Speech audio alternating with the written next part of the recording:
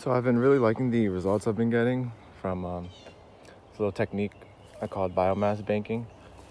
Long story short, a couple months ago I put tons of mulch on the banks, on the edges of these beds. Same with this one. And I did it for a variety of purposes. One, to block the grass from coming into that bed. So for context, you can see this is how it looked before I made a new bed out of it. But the grass is right here, and there's a bank right there, just a nice little edge. Really helps define that edge, having all that organic matter there supporting this bed. So not only did it help keep this grass at bay, but also it helped retain moisture, helped build microbial life under there so that this bed could tap into. But now I kind of want to utilize those spaces, and that's what I've been doing. I've been making new beds out of them, and I've been really liking how they're coming out. I feel like it's just super easy to do. All I did was scrape all that organic matter and defined my other edge and filled it with some compost, and that's about it. Like, time was the major factor here, and I kind of just utilized time to my advantage.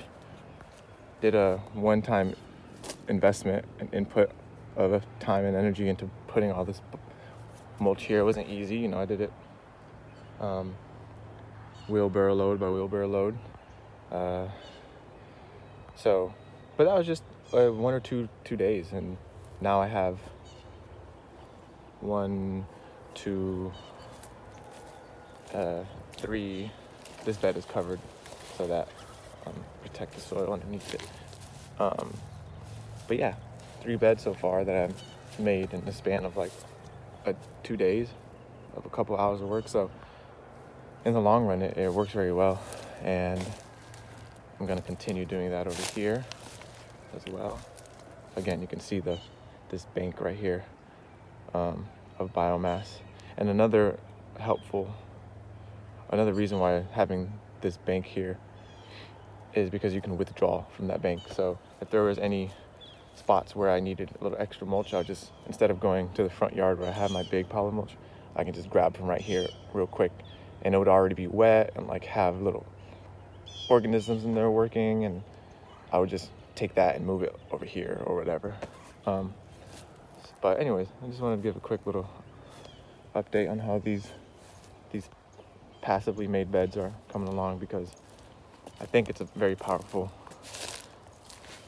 tool for people who maybe don't have a tiller or don't have a lot of time on their hands. They can just make a one-time investment of dropping a ton of mulch somewhere, just putting it in effective strategic locations and letting it sit for a year, and then uncovering it and then planting into it.